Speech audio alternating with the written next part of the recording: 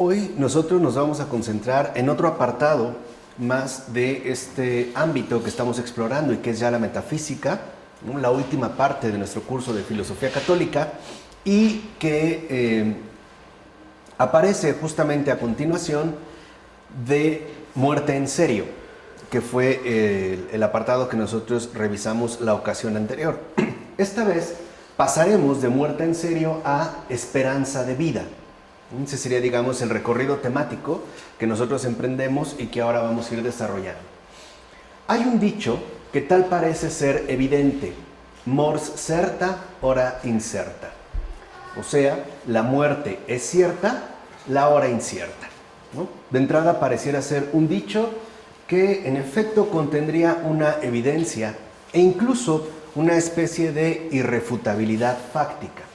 Sin embargo, la certeza que tenemos de nuestra propia muerte no tiene nada que ver con la certeza que tenemos de nuestra propia vida.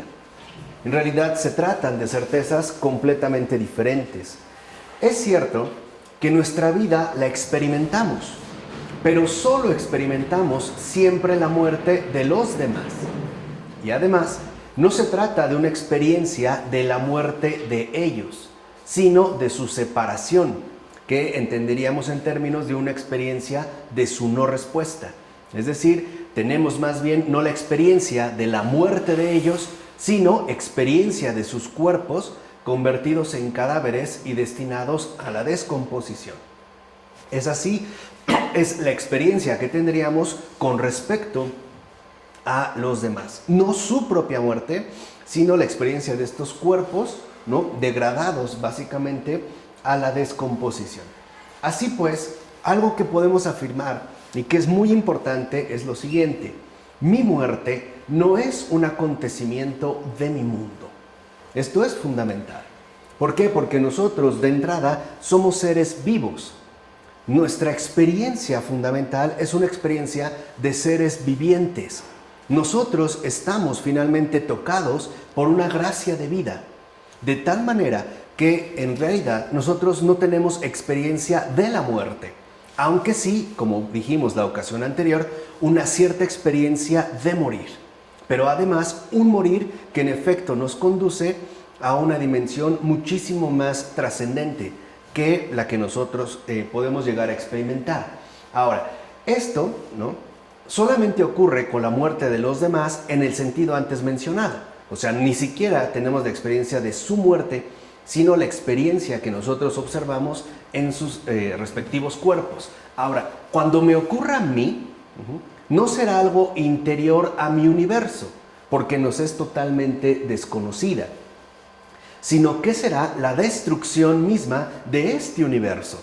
O sea, del universo que nosotros podemos llamar el universo de los vivos, ¿no?, que es la experiencia que a final de cuentas nosotros tenemos. Piensen cómo cuando queremos hacer una idea de los muertos, ¿no?, en este caso refiriéndonos a los difuntos, ciertamente los pensamos en términos de vivos, de una o de otra manera. Puede ser que la fisonomía haya cambiado o que se hayan vuelto personas etéreas, pero a final de cuentas nos resultan familiares porque serían expresiones de vivientes, aunque bajo otra condición, ¿no? Incluso si uno lee con mucha atención la Divina Comedia de Dante Alighieri, por ejemplo, veremos que aunque ahí se habla de muertos, en realidad estos muertos parecen estar demasiado vivos, ¿no? Parecieran estar en efecto, ¿no?, con un cierto tipo, una cierta forma de vida, claro, distinta a la que nosotros tenemos, pero no por completo ajena.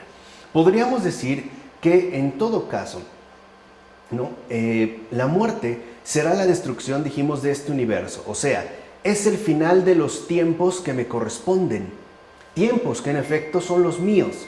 Y entonces yo dejaré de ser viviente. Entraré a otra dimensión, ¿no?, cuando me tenga que confrontar cara a cara con la muerte, en otra dimensión por completo y absolutamente extraña a mi experiencia primordial, es decir, a mi experiencia en tanto viviente. De aquí, por ejemplo, concluye Epicuro, que es un filósofo griego, que del más horrendo de todos los males, la muerte, nada nos pertenece. y por consiguiente no debe inquietarnos para nada, ¿no? Puesto que no tendríamos nada que ver con ella. Y añade Epicuro: mientras nosotros vivimos, la muerte no ha venido, y cuando ha venido, ya no vivimos. Así, la muerte ni es contra los vivos ni contra los muertos, pues en aquellos, es decir, en los vivos, todavía no está, y en estos ya no está. Por eso Epicuro se burla de los temores infundados de la multitud acerca de la muerte, y con él muchos contemporáneos se adhieren a sus burlas. El hecho de que le temamos a la muerte cuando en realidad no nos tocará, ¿no? A final de cuentas, puesto que resulta por completo ajena a nosotros, cuando aparezca, en pocas palabras, nosotros ya no estaremos, ¿no? Así que no habría por qué temer a la muerte. Es más, ni siquiera habría por qué preocuparse de la muerte. Además, ¿no? Añadiendo otro aspecto importante de este dicho, se menciona que la hora es incierta. O sea, tendríamos una noción de la muerte, pero no podríamos asegurar el momento exacto en el que ocurra. Aunque incluso yo puedo imaginar que esta hora quede aplazada para siempre, ¿no? En pocas palabras, puedo suponer que de ninguna manera he de morir, ¿no? Que me quedaría pues como estancado en una especie de aplazamiento indefinido que me libraría del encuentro con la muerte. Pero habría que tener en cuenta que lo mismo que la certeza de la muerte puede transformarse más bien en cierta ignorancia, ¿no? El no sé cuándo, esa certidumbre de la hora puede transformarse en cierta proximidad. Por ejemplo, no será mañana, magnífico, pero quién sabe si no será hoy mismo. O sea, nosotros a final de cuentas nos vemos acechados por la muerte. Aunque nosotros pensemos en términos de aplazamientos, también tendríamos esa proximidad amenazante de que en todo caso la muerte podría ocurrir en cualquier momento, ¿vale? Aunque yo trate de aplazarla, aunque yo realice proyectos, a final de cuentas me puedo ver sorprendido por la muerte. Y eso sería por lo menos una posibilidad que no podríamos dejar de lado. Pensemos: accidentes de carretera, atentados en el metro, asesinos de paso, caídas de maceta en la cabeza, tropezones en escaleras, resbalones con cáscaras de plátano, contagios de virus incurables como la gripe aviar o el mal de las vacas locas. Entonces, la hora incierta nos invita más bien a reconocer la inminencia de la muerte que a creer en un aplazamiento postergado. Entonces, todas estas situaciones, ¿no?, que aquí expusimos, que de hecho, ¿no?, representarían situaciones de lo más ordinario, nos hacen patente la inminencia de la muerte. Aunque nosotros, a su vez, mantengamos con respecto a ella una cierta distancia y lejanía, eso no significa que su inminencia nos ronda constante y continuamente, ¿no? O sea, la relación con la muerte en este caso es tanto de lejanía, ¿no?, a maneras de un aplazamiento. Bueno, he de morir, pero pues mientras voy a aprovechar o no sé cuándo va a ocurrir, ¿no? La hora es incierta. Al mismo tiempo, sabemos que esta proximidad no la podemos nosotros anular, ¿no? La inminencia de la muerte siempre es una amenaza constante. E incluso, ¿no?, a través de situaciones tan aparentemente ordinarias como las que mencionamos aquí. Ahora bien, contrariamente a lo que dice Epicuro, la mayoría de la gente piensa más o menos acerca de su muerte, aunque no se mencione explícitamente el tema. O sea, no es que en realidad no tuviera ninguna cabida en nuestra experiencia ordinaria de vivientes. De hecho, lo pensamos, ¿no?, y la mayoría de la gente lo piensa más o menos, aunque no sea a través de abordar de manera explícita el tema. Por ejemplo, alguien puede decir que cuando ya no esté, ¿no?, quizá ha dejado esto o se podrá contar con aquello. O sea, no se aborda, pero de alguna manera se tiene presente. En pocas palabras, nos guste o no, no podemos saltarnos la muerte. No podemos vivir de una manera sin la presencia de la muerte como lo quisiera Epicuro. Es más, hasta el sabio Epicuro piensa en ella. O sea, si no tiene nada que ver con nosotros y no hay que tenerle miedo, entonces, ¿por qué dedicarle incluso una reflexión filosófica? ¿O por qué no mencionarla si es por completo irrelevante para nosotros en tantos seres vivos? E incluso podemos decir que el propio Epicuro elabora un razonamiento contra esa pendiente natural e inevitable para afirmar que la muerte no es nada. Sí, pero es una nada que ocupa y preocupa demasiado. Incluso al propio Epicuro. Diga lo que diga. O sea, hasta el propio Epicuro no se libra, digamos, de esta inminencia. Ciertamente, está en la naturaleza humana el hecho de anticipar el porvenir que, en todo caso, se percibe ya como su fin. Esencialmente, el morir tiene lugar ya, desde ahora, porque yo no puedo vivir sin proyectarme hacia ese futuro que se hace presente de golpe en tanto mortalidad inevitable. Y esto sí es algo que nos corresponde. Este morir, que no podemos nosotros evadir o eludir, ciertamente contiene ya esa mortalidad inevitable que nos conduce a proyectar nuestra mirada hacia ese futuro, ¿no?, de aniquilación, e incluso hacia ese futuro que se presentará en cualquier momento. No sé si me estoy dando a entender. O sea, el hecho de que en efecto la muerte no forme parte de mi experiencia de viviente no significa que queda por completo desplazada de mi propia realidad concreta. ¿Por qué? Porque nuestra mortalidad es justamente algo inevitable. Y nosotros la vamos asumiendo más o menos, ¿no?, de forma explícita o implícita, según los años vayan transcurriendo o según, por decirlo así, las circunstancias de vida que atravesemos.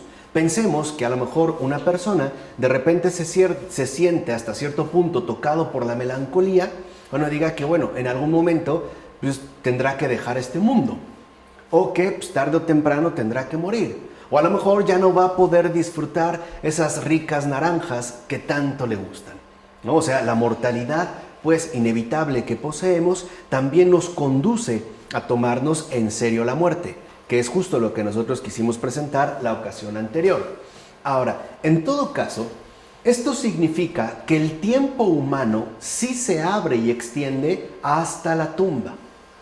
Ojo, el tiempo humano sí se abre y extiende hasta la tumba. Es decir, según la orientación insuperable de nuestra mortalidad inevitable. Pero el tiempo en sí mismo es una sucesión incesante de nacimientos y de muertes. Cada etapa de nuestro real crecimiento atraviesa abismos de los que uno no se da cuenta hasta que estos abismos se han franqueado. Por ejemplo, el pasar de la infancia a la adolescencia es un abismo.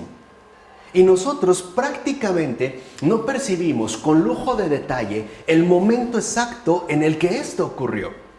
De hecho, nosotros podemos hablar, por ejemplo, de nuestra niñez cuando ha pasado. Es decir, en pocas palabras, cuando hemos superado esa determinada etapa. De cierta manera, por ejemplo, la comprensión que tenemos de nuestra vida es en retrospectiva, ¿no? Me he dado cuenta, por ejemplo, ¿no?, cómo han ido avanzando las cosas hasta finalmente llegar al lugar en el que me encuentro. O es el caso igual ordinario, cuando una persona a lo mejor se va a afeitar, ¿no?, después de bañarse o antes de tomar su ducha, se mira en el espejo y se pregunta, ¿cómo he envejecido?, ¿no? Y no tenemos claro cómo es que esto ocurrió.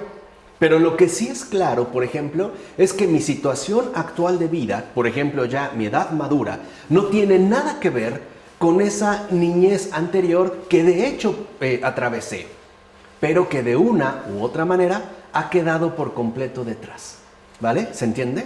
Entonces, aunque el tiempo humano, ¿no?, pareciera extenderse en una línea proyectiva prácticamente ininterrumpida, eso no significa que el tiempo en sí mismo posea esta continuidad de aplazamiento.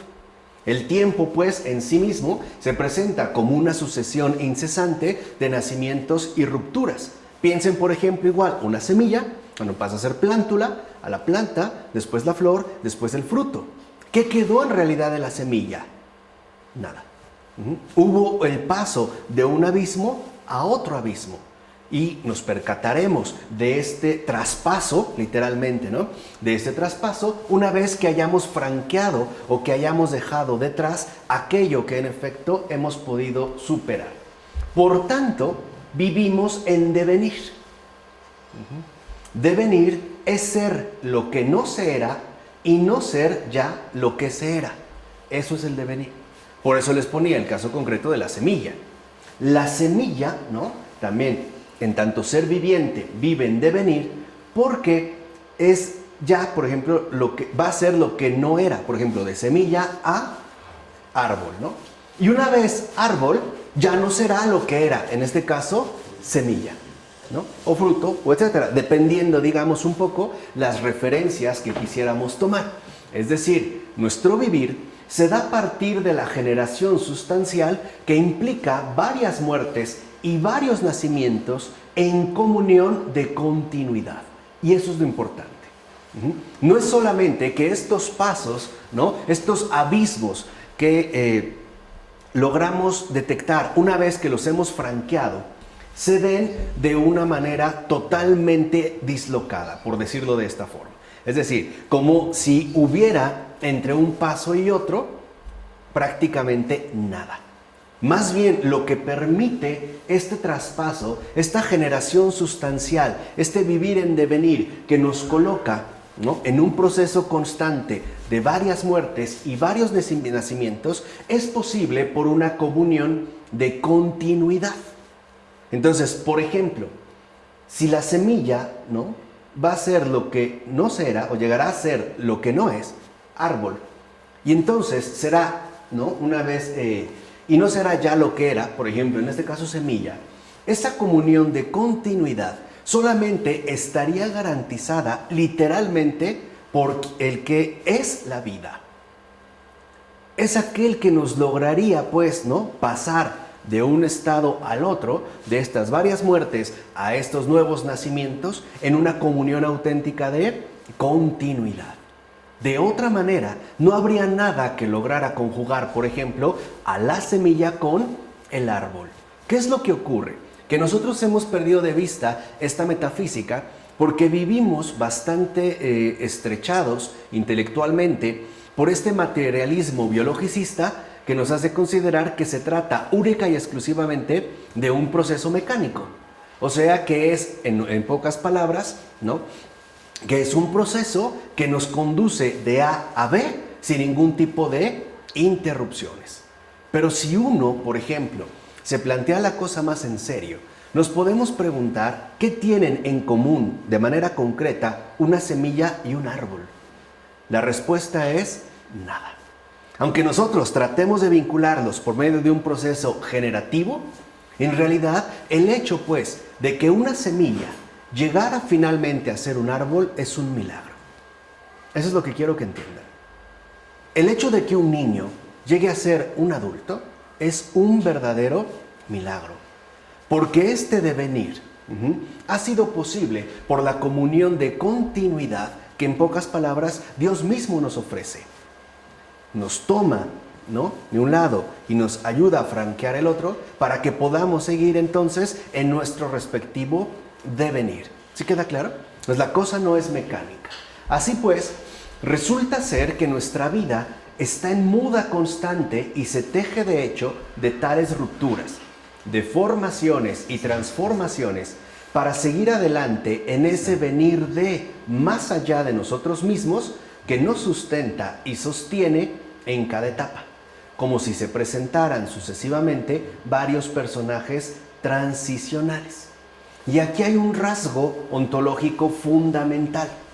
Que nosotros vivamos en devenir nos muestra claramente que la esencia fundamental de lo que somos consiste en la disponibilidad con respecto a aquello viene de más allá, pero que ciertamente me sustenta y sostiene en cada etapa de mi vida. Por decirlo de esta manera, entre la semilla y un árbol hay un puente que ellas no pueden entender. Ni la semilla en tanto semilla, ni el árbol en tanto árbol.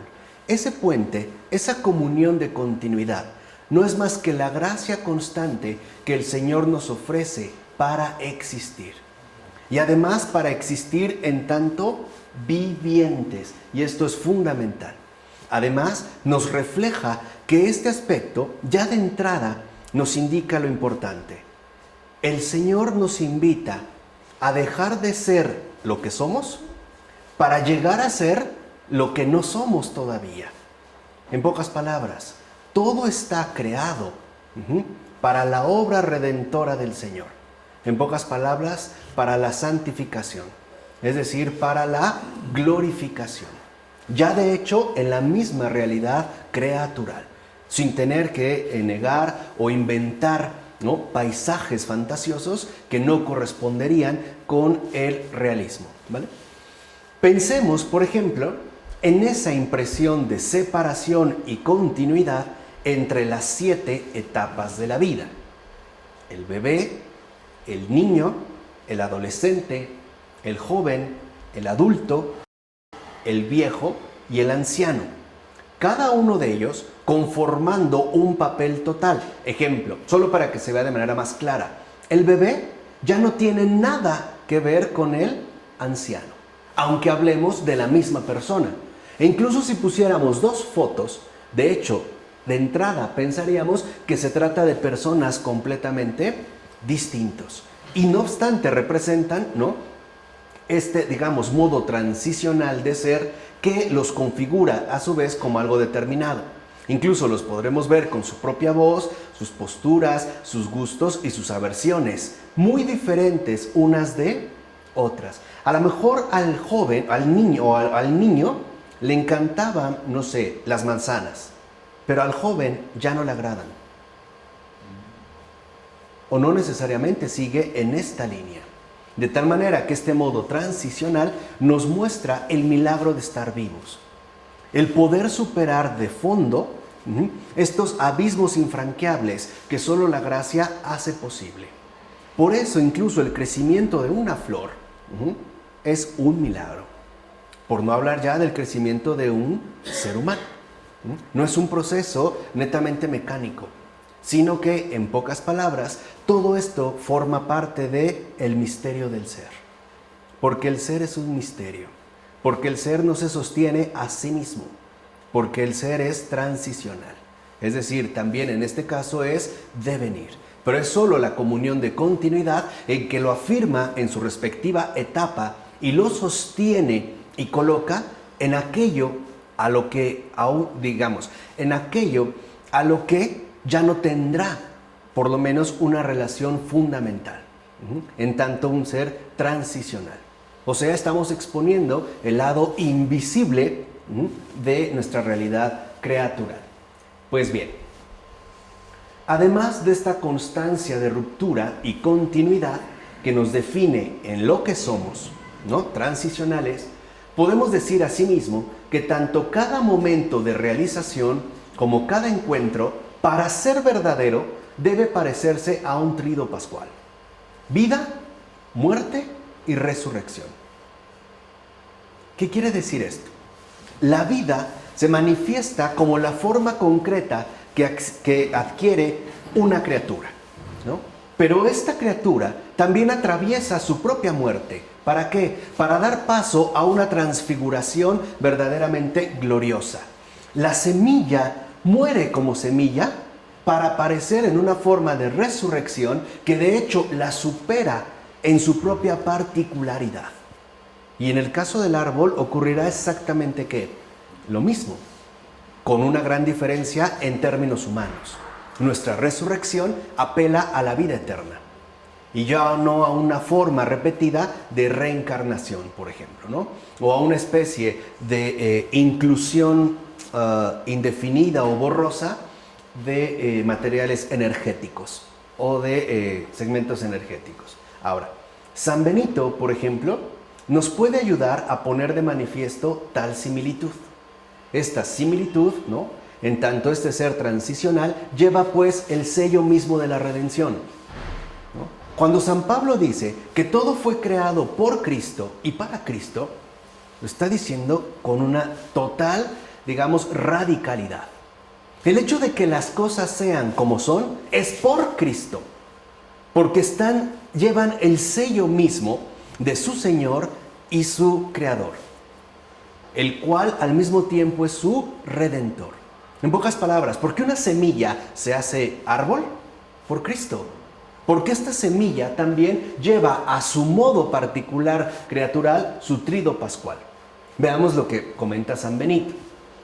Al comienzo de su vocación, el recién y celoso converso se retira del mundo hasta tal punto con ayunos y oración que olvida el transcurrir del calendario.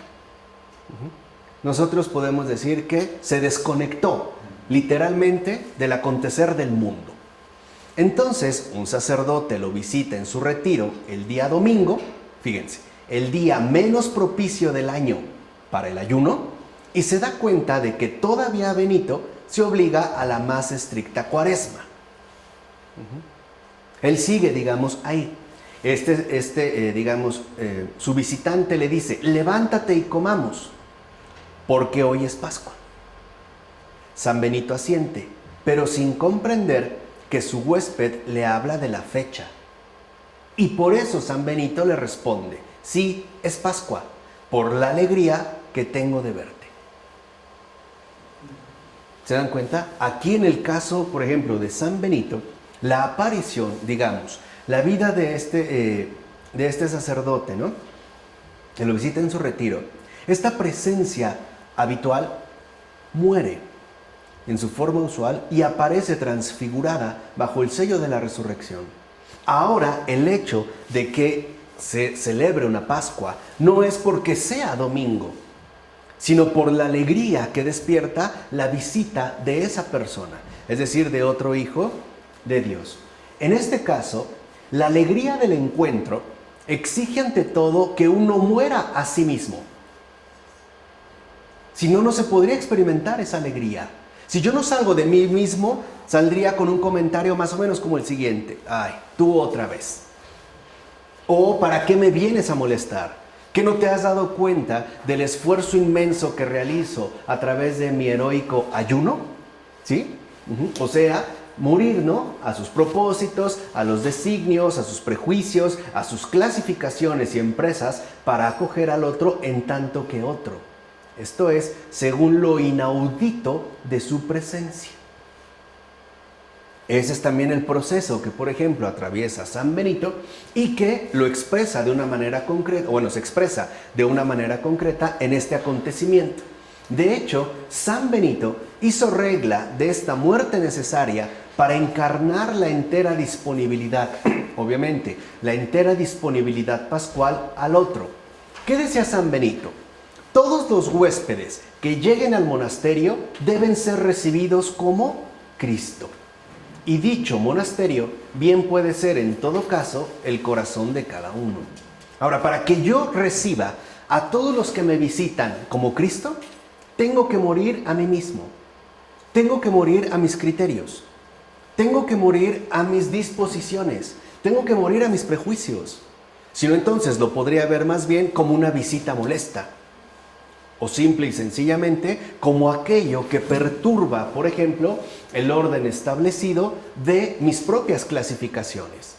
O sea, para que podamos realmente experimentar la alegría pascual, tenemos que morir a nosotros mismos y aceptar vivir según el modo que nos transmite y nos confiere la resurrección. Ahora, puede ser que el huésped sea un piojoso, o que huela mal, o que venga vestido de mala manera, o ser un prustiano aficionado al zen, o un pedorro imparable que además no deja de decir un montón de groserías, o que sea un pornógrafo incorregible, o bien puede ser que se trate del mismísimo nuncio apostólico o del papa en turno, no importa, no importa. El huésped es siempre recibido como Cristo. Es decir, por encima de su apariencia o su función. Se trata de una revelación maravillosa en tanto don inesperado, que es un Salvador en potencia. Eso es lo que realmente es, puesto que es obra del Eterno y además un aprendiz del crucificado. Entonces vean ya la hondura a la que nosotros hemos llegado. Todo ser viviente es aprendiz del crucificado. Porque quiéralo o no, su modo transicional de vivir es posible gracias a su forma de trido pascual, de muerte, vida y resurrección. Del bebé al anciano se ha dado este paso y se ha dado en sucesivas etapas, ¿no? Ahora se entiende más. Se ha ido dando de una manera gradual, pero en pocas palabras, la obra del Eterno, en efecto, está configurada en base a la obra perfecta del crucificado. Entonces, todo ser vivo es aprendiz del crucificado. Y por eso es que uno puede, ¿no?, encontrar ahí una rebelión maravillosa. Piensen en un San Francisco capaz de ponerse a llorar y taparse los oídos, ¿no?, y gritarle, mientras le grita a las flores que se callen, que ya no le griten tan fuerte que Dios lo ama. Y que justamente lo que experimenta San Francisco no es una especie de amor romántico sublimizado, sino que San Francisco de Asís tuvo la gracia de poder experimentar en carne propia a todos los seres en su rasgo más esencial, es decir, en tanto aprendices del crucificado. Entender pues que la creación entera lleva en efecto la marca de su propio Redentor. Así pues, el otro, sea quien sea, nos revela al Mesías que viene a nuestro encuentro. Y por eso hay que estar dispuesto a renunciar a uno mismo, precisamente para poder contemplar su presencia reveladora. Si no muero a mí mismo, encontraré en el otro más bien una carga molesta e incluso un fastidio, ¿no? Esta muerte es difícil, ¿no? La muerte a uno mismo, cierto, pero sin ella, lo que más bien nos mata es la presencia inoportuna de aquel que es visto no ya como lo que es, aprendiz del crucificado, huésped, sino como un intruso por demás molesto e irritante. Y lo que podría haber sido la dicha de un encuentro redentor se reduce entonces a la irritación que nos produce esa molesta visita. Creo que esto ya se entiende, ¿no? El efecto que produce. Por tanto, el hombre, diga lo que diga Heidegger, no es solamente el animal que se vuelve hacia el futuro, adelantándose así a su origen, sino que también y ante todo está hecho para el amor y la comunión, muriendo a sí mismo y no autoafirmándose. En consecuencia, por el amor, estamos más en los otros que en nosotros mismos. Así que amar es de cierta manera morir a uno mismo para vivir en y por el otro ser amado. Eso es lo que ocurre en el amor. Cuando uno verdaderamente ama, uno está más en el otro que en sí mismo, ¿no? Al grado de que podemos decir que llena nuestros pensamientos, ¿no?, nuestras ilusiones, nuestras esperanzas, y que toda nuestra respectiva vida se coordina y elabora en base a ese vivir en y por el otro ser amado. Ahí habría pues ya una concreción muy específica. ¿No podría ser entonces que la muerte de ese otro ser amado sea mucho peor que la nuestra? Y ese es otro aspecto que también tendría a dejarse de lado. ¿No será, vuelvo a repetir, que la muerte de ese otro ser amado sea mucho peor que la nuestra? ¿No será peor la muerte del hijo que la de uno mismo? ¿No será peor la muerte de ese niño que murió atropellado a los 6 años mientras jugaba pelota que haber muerto yo? ¿No es más dolorosa incluso la muerte de ese otro ser amado que la propia? Por eso a veces decimos, mejor hubiera preferido que morirme yo. Nos resulta más doloroso. Y esto es muy importante. De hecho, de la muerte del ser amado no se puede decir que no sea nada, como afirma Heidegger. Y tampoco se puede decir que cuando ella está ahí, nosotros ya no estamos, como afirma Epicuro. Pues estamos en ello sin poder evitarlo, atrapados en un fin que no se acaba y que ahora nos toca a nosotros asumir. Piensen en las lágrimas, ¿no? Y literalmente la agonía que padece esa mujer abrazando a sus hijos que han muerto intoxicados por una fuga de gas. Y que además no pudieron salir porque los dejó encerrados bajo llave mientras ella se iba a trabajar. Ahí no podemos decir que la muerte de esos niños no sea nada. Como afirma Epicuro. O que bueno, ya llegó la muerte y nosotros no estamos. No, claro que estamos. Porque no se reduce la cosa a nosotros mismos, sino a la comunión con los demás, que de hecho va en último término a condicionar y a fundar nuestras experiencias más importantes. ¿Vale? ¿O cuántos no estarían dispuestos a entregar su vida por salvar la de sus hijos, o la de sus padres, o la de sus seres queridos, o la de sus allegados, o a lo mejor hasta la de sus amantes? ¿Qué sé yo? Pero ahí hay una disposición. Al entender que ese otro ser amado, ¿no?, en efecto tendría mayor peso, incluso en su muerte, que la que podría tener yo mismo. De hecho, puede decirse que tales personas mueren a cada momento, no solo porque saben que la muerte está cerca, sino porque temen ante todo la muerte del prójimo, que también les afecta y hiere profundamente.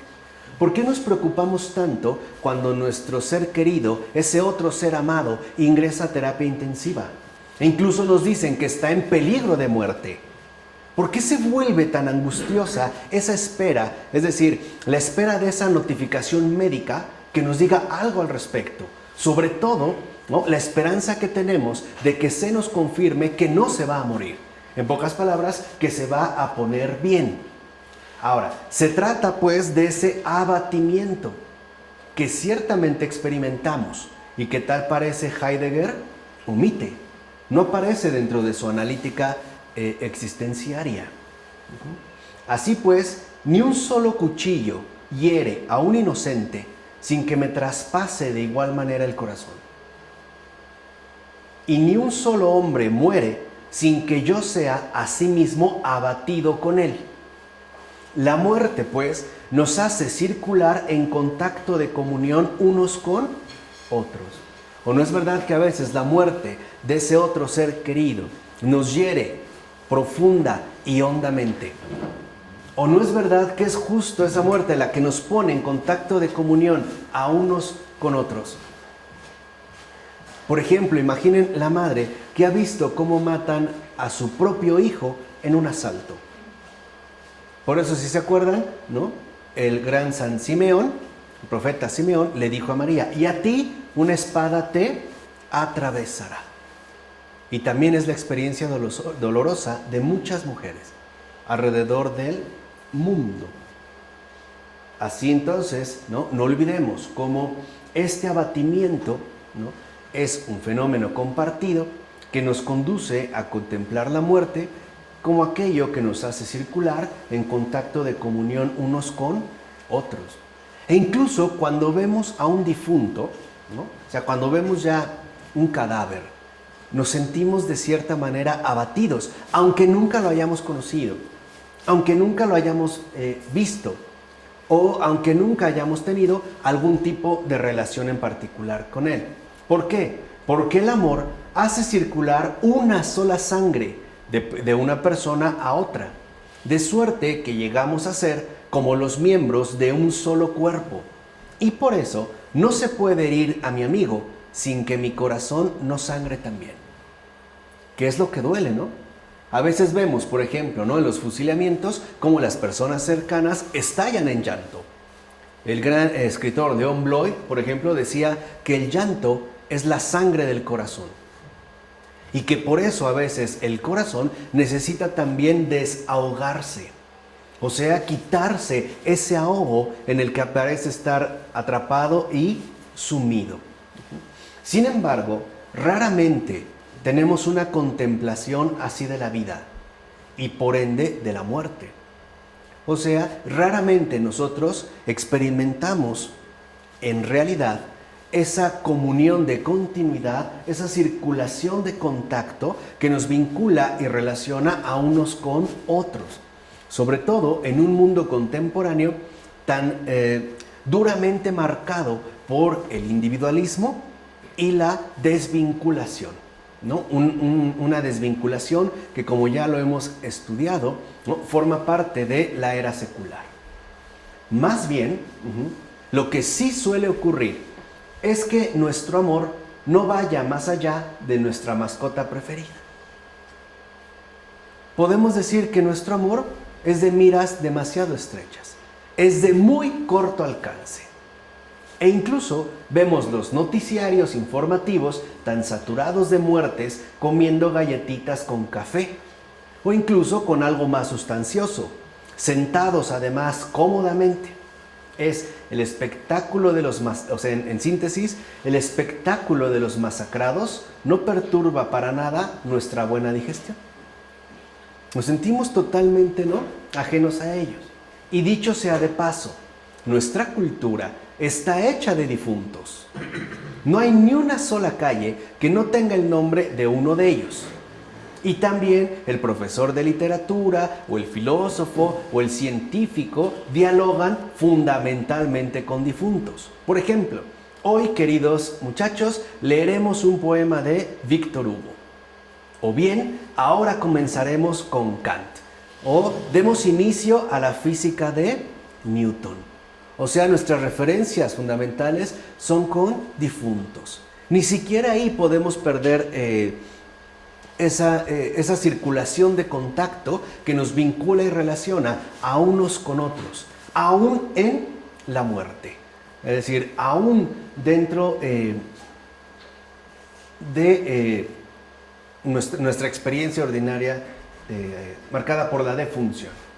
Ahora, en nuestra cultura, los difuntos acaparan toda nuestra atención, lo cual significa que vivimos bajo el panorama sombrío de la defunción que omite el panorama de resurrección.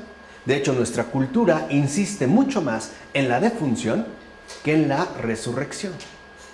Ahora bien, el porvenir precede en nosotros al pasado y al presente, pues evocamos nuestros recuerdos y consideramos la actualidad en función de una meta. ¿Cuál es, pues, el porvenir radical a partir del cual vivimos el presente? ¿Cuál es el fin hacia el que todo tiende y todo debe ordenarse? Ese sería, pues, uno de los cuestionamientos fundamentales que tendríamos que hacer. ¿Cuál es el fin hacia el cual todo tiende y hacia el cual todo más bien tendría que orientarse? Pero aquí cabría la pena hacer una precisión semántica. La palabra fin es doble. ¿Por qué? Porque la palabra fin designa o bien la finalidad, que en griegos se dice telos, o bien el final, que en griego se dice eschaton. Entonces, cuidado. No, cuando hablamos del fin hacia el que todo tiende y todo debe ordenarse, debemos entender de qué estamos hablando. De la finalidad, telos en griego, o del final, el eschaton. Así pues, encontrar un fin para la propia vida no es lo mismo que poner fin a la propia vida. No es lo mismo. En el primer sentido, el fin de la vida es la bienaventuranza. En el segundo, el fin de la vida es la muerte. Y bajo este doble horizonte de finalidad o final, tendremos que captar y asumir todas las cosas. O sea, todas las cosas que nosotros poseemos, que vivimos, o sea, nuestra experiencia viviente por entero, tendrá que ser orientada según un horizonte de finalidad o bien un horizonte de final. La finalidad es apertura ¿no?, a la trascendencia. El final es ruptura de esta posible apertura, ¿no? La finalidad es continuidad de consumación. El final es literalmente, ¿no?, como un golpe seco de destrucción. Ahora, ¿cómo conciliar dos fines tan diversos? Finalidad o final. ¿Cómo llegar al happy ending? Por un lado, quiero ser feliz. Por otro, sé que debo morir inevitablemente. ¿Cómo poder conciliarlos? De hecho, cuanto más deseo una felicidad perfecta, más se me aparece la muerte como un escándalo. Y cuanta más lucidez adquiero sobre mi muerte, más tengo que admitir que la felicidad que busco no es de este mundo. De ahí la tensión extrema que sale a nuestro encuentro. De ahí pues la tensión extrema que, en pocas palabras, nos ayuda a orientar correctamente, rectamente, nuestro propio fin. ¿Vale? En tal caso, y esto es importante de tener en cuenta, la primera tentación consiste en relajar esta tensión. Por ejemplo, cayendo en un optimismo ciego o en cínica lucidez. Contentarse con los placeres de este mundo y con sus medios insignificantes, ¿no? No, pues de aquí, no sé, de aquí a lo que muero, pues entonces voy a disfrutar y a comer y a beber y a darme la gran vida, ¿no? Esa es una primera tentación. O bien, sería la otra, ese sería el optimismo ciego, o bien la otra forma sería la cínica lucidez, o sea, despreciar todo placer como algo destinado al exterminio y entonces sostener que la felicidad no existe. No lo voy a poner de una manera muy drástica. El optimismo ciego diría, claro, hay que comer tacos hasta reventar. La cínica lucidez diría, ¿para qué comer tacos si voy a cagar? Así de simple. ¿Para qué? ¿Vale? En el primer caso, se relaja esta tensión, cayendo en un optimismo ciego. En el segundo, incurriríamos en una cínica lucidez. O sea, en el primero viviríamos una ciega ingenuidad y en el segundo, una dolorosa amargura, ¿no? Sería pues como los dos rasgos en los que nosotros estaríamos dislocados. Así pues, y esto es algo inevitable, o bien se construye una felicidad ilusoria que tarde o temprano terminará decepcionándonos en el olvido de la muerte. Ay, no, hombre, tú no te preocupes, pero ¿cómo estás llorando? Cuando en efecto esa persona con la que querías compartir, ¿no?, los placeres distendidos ya no está contigo. O sea, por ejemplo, cuando simple y sencillamente te ha abandonado tu gran compañero de juegos. Se querían olvidar de la muerte y de repente te abre los ojos, haciéndote ver que tu supuesta felicidad más bien era ilusoria. O bien, iremos en sentido contrario, sin construir ni anhelar nada, quedando de entrada hastiados y hundidos en el olvido de la felicidad. Esas serían las consecuencias. Ya sea que nos dejemos ir por una tentación, la tentación del optimismo, ¿no?, ciego, o bien por la tentación del cinismo lúcido. Ciertamente, podemos pasar a menudo de una a otra, ¿no?, de una a otra cosa en el transcurso de la vida y hasta en el transcurso de una jornada diaria. Pero como ninguna de las dos ofrece una visión completa de las cosas, entonces las vamos intercalando. Y así pasamos de una euforia sumamente frágil a un brusco abatimiento. Por ejemplo, primero, no, sí, le voy a echar ganas, tal, pero se presentan las dificultades y en la tarde o en la noche simplemente digo, no, ¿para qué? Al carajo, ¿no? Lo intenté, se me esfuerzo y todo quedó mal. Entonces, iríamos de una especie, ¿no?, de euforia que resulta en extremo frágil, ¿no?, a un brusco abatimiento que incluso nos podría aportar una buena dosis de depresión. Entonces, ¿cómo salir de tal embrollo temporal? ¿Cómo? O sea, tiene que haber una manera. No estaremos pues desgarrados en esta tensión. Bueno, esta tensión del tiempo solo se asume rectamente en la esperanza. Esa es la gran diferencia. Esta tensión que ahorita hemos descubierto solo se asume rectamente en la esperanza. Hace falta comprender muy bien este término. No lo agarremos también de un modo falseado. La verdadera esperanza es implacable, ya que destruye poco a poco nuestras vanas expectativas. Esa es la verdadera esperanza.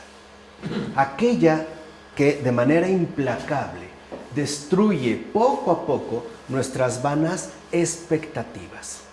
O sea, la esperanza real, en este caso la esperanza cristiana, es aquella que poco a poco nos conduce hacia lo inesperado. Esa es la esperanza. De tal manera que nuestras vanas expectativas se irán viendo quebrantadas de forma gradual. Entonces, la esperanza no es entonces ni presunción, no, todo va a salir bien, ¿no? Como un fiel miembro del club de los optimistas, ¿no? O de los ingenuos, ¿no? De que no te échale ganas, va bien, bla, bla. Ni tampoco es desesperación a secas. No, ni te esfuerces, ¿para qué? Este mundo es horrible, no vale la pena que lo intentes. No, es más bien, ojo, desesperación superada y presunción quebrantada por la irrupción audaz de lo totalmente inesperado. Eso es esperanza. Cualquier otra cosa diferente a la desesperación superada y a la presunción quebrantada no es esperanza. Es un truco. De hecho, podemos decir que se trataría, en pocas palabras, de un truco barato, ¿no? Es una mala broma del maligno, pues. Así es como se supera esta tensión. Por un lado, una desesperación superada que nos ha ido rompiendo nuestras vanas expectativas, y finalmente la presunción quebrantada de que aquello que sucedió no es como yo esperaba. Y eso es lo importante, no en términos simplistas de valoración subjetiva, si yo quería algo mejor o si era peor a lo que yo esperaba. Simple y sencillamente de que se trata por completo de algo que yo no esperaba. Es más, que quizá ni siquiera pude imaginar. Las cosas se dieron de un modo totalmente distinto. E incluso a través de la superación de mi propia desesperación. De hecho, la esperanza que mira de frente a la muerte rompe y quiebra nuestras humanas expectativas. Pues la muerte no es de este mundo, ¿vale? Ya lo habíamos mencionado hace un momento. En todo caso, la esperanza es una celeste audacia que esposa así la tensión del tiempo humano, que como ya dijimos, se despliega en la inminencia de la muerte y el deseo de la felicidad.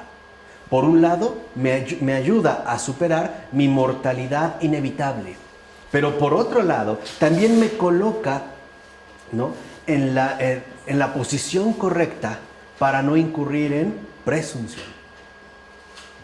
O sea, nos ayuda pues a seguir adelante, a no decaer y a no ser engreídos, ¿vale? Este sería, digamos, como el aspecto fundamental que queremos destacar con respecto a la esperanza.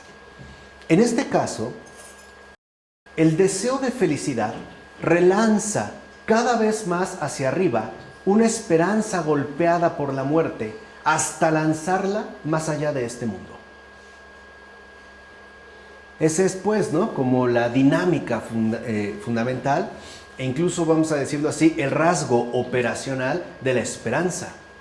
La esperanza es entonces un impulsado ve con Dios, donde el deseo de la felicidad y la muerte, por fin, coinciden abrazándose en la noche impenetrable del misterio escondido. Esa es la esperanza. Lo que nos dice es, lo que buscas no está aquí. Y lo que está aquí no te puede detener, no te puede privar de ello. Por eso, si lo ven, ¿no?, en este impulso fundamental, ¿no?, es esta esperanza que en efecto golpeada nos relanza hacia ese más allá de este mundo. Y es que la muerte hace romper todos los ídolos de este mundo e incluso impone un cara a cara con el misterio vivo. Por eso es que el tiempo humano, a diferencia de lo que dice Heidegger, siendo esperanza, es apertura aún más allá, a un porvenir cuya forma en esencia es un adiós. De hecho, en esencia, el tiempo humano posee un carácter mesiánico. En esencia, el tiempo humano posee un carácter mesiánico, porque nos remite y nos conduce a Dios. Así el adiós es este rasgo distintivo de nuestra verdadera condición temporal. En pocas palabras, el tiempo, a diferencia de lo que dice Heidegger, remite a Dios, no a la nada, sino a Dios. Y el motor propulsor, ¿no?, que nos conduce en esa dirección es precisamente la esperanza. E incluso vemos cómo hay una complicidad benéfica entre la muerte y la vida, aun cuando la participación de la muerte sea muy a su pesar, o no logre obtener lo que ciertamente quisiera, hundirnos y desesperarnos. ¿Por qué? Porque la muerte, en efecto, como se mencionó hace un momento, ¿no?, hace que estallen en mil pedazos todos los ídolos de este mundo. Todo aquello en lo que quizá habíamos puesto vanamente nuestras expectativas. Y digo expectativas para ya no usar de manera incorrecta, o sea, no acorde con la verdad, la palabra esperanza. La esperanza tiene un perfil que ahorita hemos mencionado. Tener esperanza no significa tener una expectativa. No son, pues, sinónimos, no son realidades idénticas. Se trata más bien de realidades muy diferentes.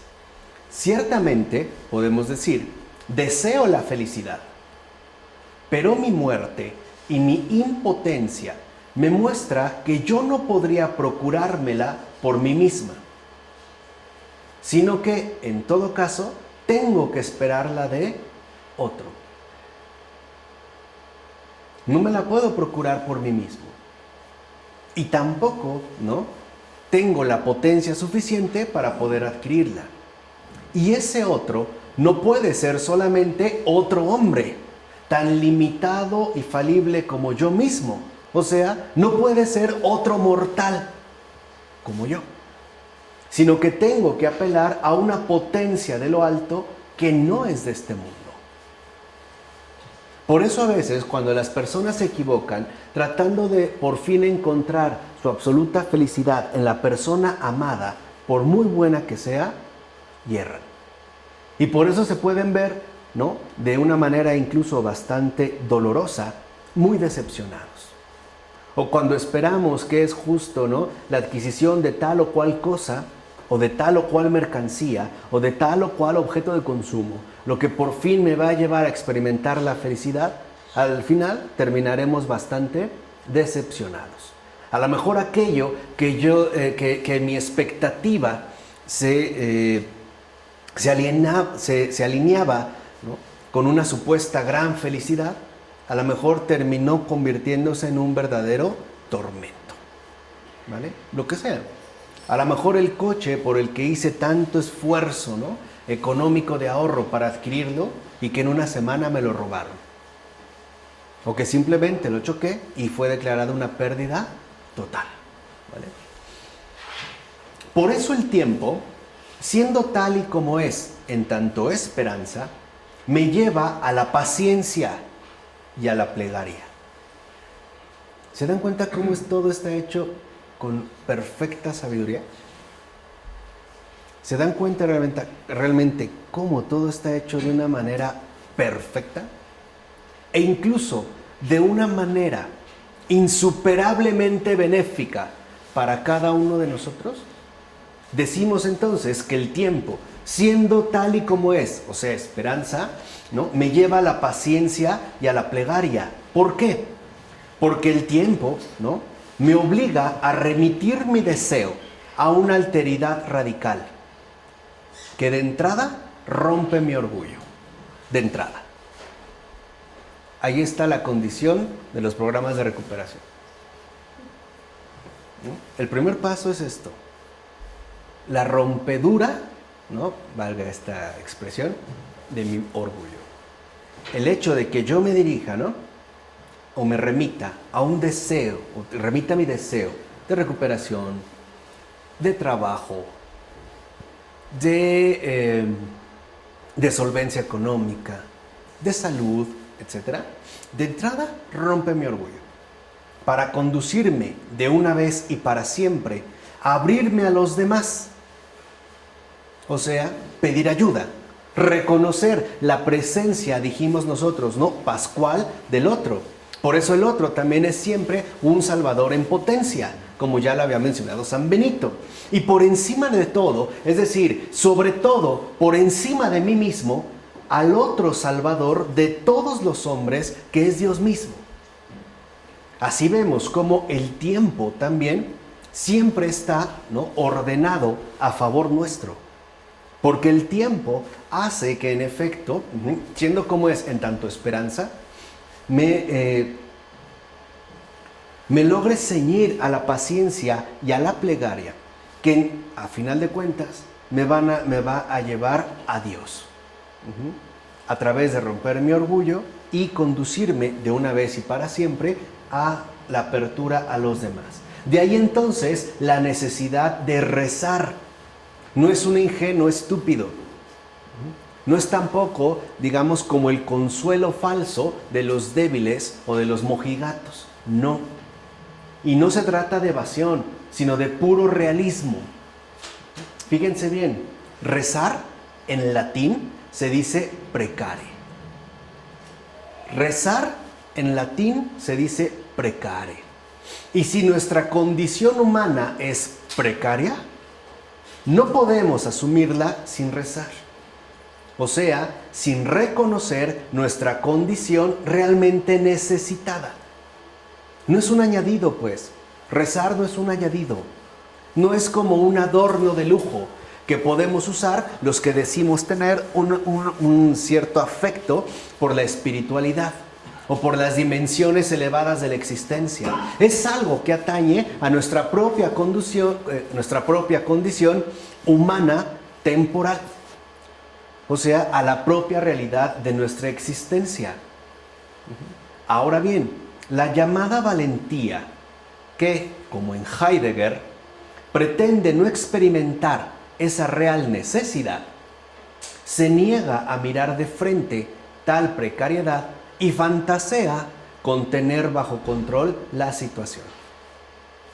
Otro desvío pretende desentenderse de nuestra precariedad con el pretexto de la total impotencia.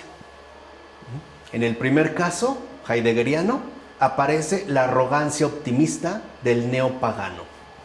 En el segundo, el hastío cínico del hombre moderno. El primero dice, no lo necesito, y el otro dice, ¿para qué hacerlo? Esta es pues la oscilación, o bien la arrogancia o el hastío. Ese hastío cínico, del hombre moderno. Piensen cómo los verdaderos retratistas o de los más grandes retratistas del hombre moderno son aquellos, hombres de letras que vivieron sobre todo en el siglo XIX. Un Baudelaire, por ejemplo, que ha retratado bien ese hastío. Pero aparte no es un hastío en general, sino el hastío fundamental de el hombre moderno. Hastío de no encontrar o de no tener ningún contacto con la realidad misma, incluso de su propio ser, bajo una desorientación. O Arthur Rimbaud, otro gran, por cierto, converso hacia el final de su vida, y que escribió también unos poemas a la Virgen María bastante hermosos. Estos literatos que van a ir precisamente llegando a este hastío. Bueno, pero a final de cuentas, si no se reza a Dios, si no precare, se mendiga el socorro de un ídolo cualquiera, aunque sea el ídolo de la propia razón. Pero de que todo ser humano va a rezar, lo va a hacer. La única diferencia es muy simple. O rezará a Dios o rezará a cualquier cosa, incluida a sí mismo, ¿no? Por ejemplo, a su propio poder mental, ¿no? Con esta línea mentalista que tanto se enfatiza. No, todo está en tu mente, ¿no? Tú lo puedes trabajar e incluso regular, ¿no? Tus funciones vitales o detener el envejecimiento. ¿Por qué no curarte de ese cáncer? Todo lo puedes hacer por ti mismo. Pero no por ello deja de ser precario. Entonces, rezar expone, por tanto, ese amar en espíritu y en verdad que es ya una entrega a la muerte. Un desgarrón en el pequeño yo recogido en sí mismo, sin superar jamás su real precariedad, que de hecho lo revienta y lo hace explotar. Así pues, el amor, en tanto potencia vivificante, tiene una potencia a sí mismo mortal. No abole la ley de la muerte física, sino que la realiza, ya que nos pide morir por el otro según la desmesura del sacrificio. En síntesis, morir por amor es signo de la suprema vitalidad. Es el triunfo mortal que hace morir nuestra humana precariedad. Muchos de los santos por eso han muerto por amor, porque sobre todo han muerto por el otro. San Maximiliano Kolbe, que ya es como de una manera muy evidente, ¿no? Ya de una manera, digamos, muy gráfica, de una manera realmente expresa, ¿no? Morir por el otro. Y es que eso es el amor lo que pide. Incluso también el desgaste, ¿no? Lo que les decía, ya no solo el vivir para el otro, el desvivirse por el otro. El quitarse uno mismo la vida por el otro. Es lo que hacemos, por ejemplo, cuando a ese otro ser amado, ¿no? Le dedicamos tanto tiempo en veladas en un hospital. Quitamos horas de sueño. Literalmente no estamos ahí viviendo, nos estamos desviviendo, al grado de que después podemos resentir el agotamiento, incluso físico. Digamos, las malpasadas que hemos tenido, ¿no? La falta de alimento o de sueño, e incluso también la falta de una postura cómoda, por ejemplo, para descansar, ¿no? Sabemos que las noches en los hospitales son muy largas, demasiado largas, y sobre todo son de muy escaso descanso. Solo permiten el mínimo reposo para poder seguir desgastándose, ¿vale? Hablando en este caso en concreto. Ahora bien, la muerte se presenta con frecuencia como algo que hace absurda la vida. A causa de ella, todo sería en vano. El vaso se rompe, el cuerpo se destina a los gusanos, la mujer bella se deteriora irremediablemente, o sea, todo se acaba. Este tipo de pensamiento, que de hecho se hace presente tanto en algunos ateos como en ciertos creyentes, es, por lo menos, muy dudoso. Muy dudoso. Aunque a veces lo tenemos como muy cierto. Acuérdense que hoy comenzamos con, hay un dicho, ¿no?, que parece evidente. Mors certa, ora incerta. Bueno, basta con tener en cuenta su contrapunto. Si nos convirtiéramos en inmortales, según el estado actual de las cosas, es decir, según el estado lamentable en que vivimos, la vida interminable sería aún más un sinsentido. O sea, la inmortalidad, según el estado actual de las cosas, sería lo peor que nos podría pasar. Pregúntenle a Highlander. Pregúntenle a Highlander. O al señor Conde Drácula. En su estado lamentable, esa inmortalidad se convierte justamente en su mayor carga. Es decir, en su peor tormento. Viviríamos para siempre atrapados sin remedio en la mediocridad insuperable que nos rodea y devora. Una inmortalidad como esa sería únicamente una perpetuidad mortal, ya que ante todo impediría toda resurrección. Eso es lo grave. Lo grave no es que nos aburriríamos, ¿no? Como alguien dice, ay, pues qué aburrido vivir aquí siempre y lo mismo. Pues, pregúntenle a Highlander, ¿no? No, en realidad lo peor de esta inmortalidad, ¿no? Esta perpetuidad mortal, es que nos privaría de toda resurrección. Y dicho sea de paso, ojo, ese es justo el principal objetivo que persiguen los defensores de la inmortalidad terrenal al pretender cubrir la tierra de muertos de a pie para siempre irredentos. Por eso es que se busca ahora incluso congelar a los difuntos, para que en algún momento se les pueda volver a reanimar. O sea, para que se les prive más bien de la redención. De tal manera que entonces pensemos en una especie de perpetuidad, pero irredenta. En pocas palabras, el mundo contemporáneo le apuesta sobre todo a la aparición en serie de los irredentos. De tal forma que esta irredención se convierte incluso en el deseo obsesivo de la mayor parte de la gente. Y nos van entrenando desde muy pequeñitos. Por ejemplo, a tratar de evitar el envejecimiento a toda costa.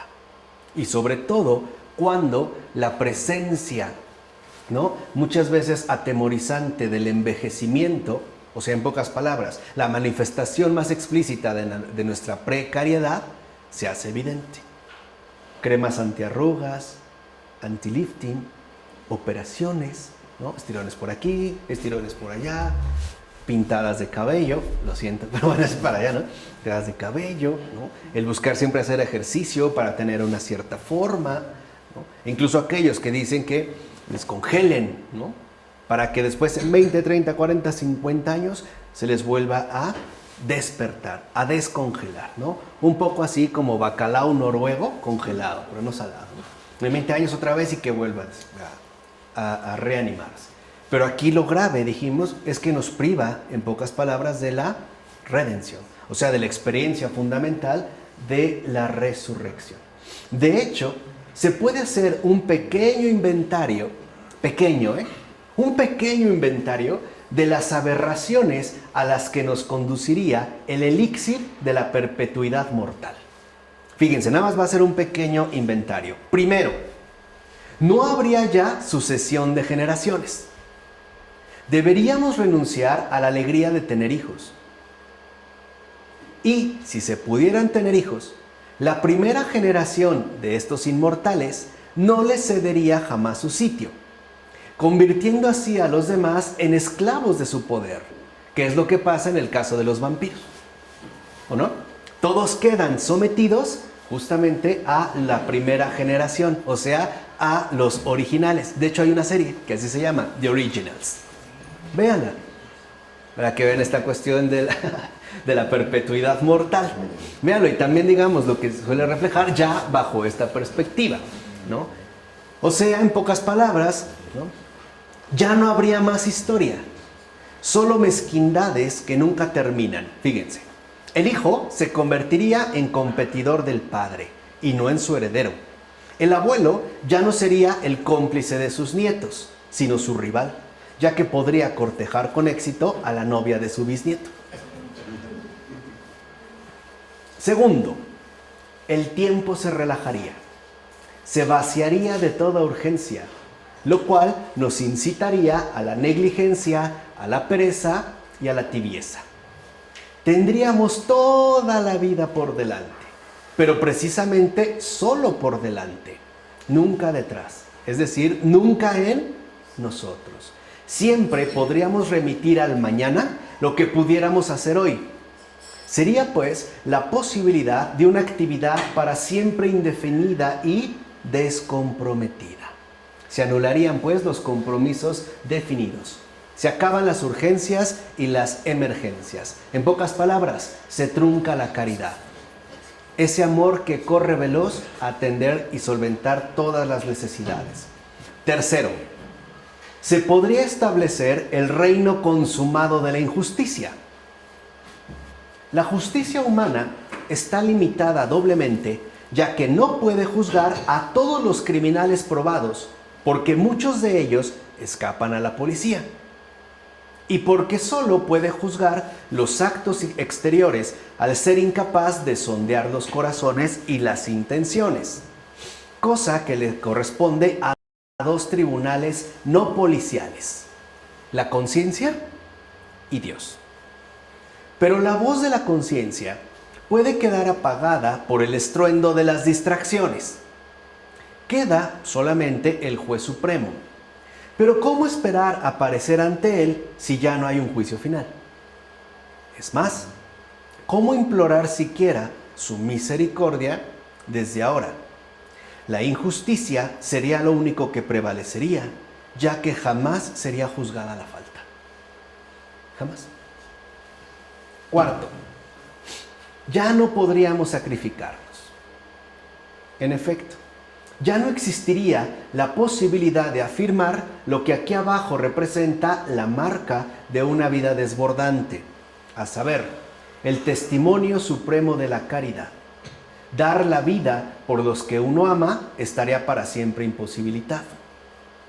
Y así, la renuncia, la paciencia y la entrega se convertirían en virtudes insignificantes. De hecho, no tendrían ya cabida. Repito, vean The Originals. Verán cómo desaparecen justamente todas las virtudes. De hecho, se convierten en insignificantes. Quinto, seríamos separados para siempre de nuestros difuntos y mártires. Los que nos han precedido ya no nos precederán, pues nosotros no tomaríamos jamás su camino. Ya no tendríamos la esperanza de entrar en la comunidad de los bienaventurados. No veríamos a los apóstoles, ni a la Virgen, ni siquiera veríamos a Darwin para cuestionarlo a la luz de la verdad. Tampoco veríamos a nuestros abuelos. Pero, por encima de todo, 6, nunca veríamos a Dios.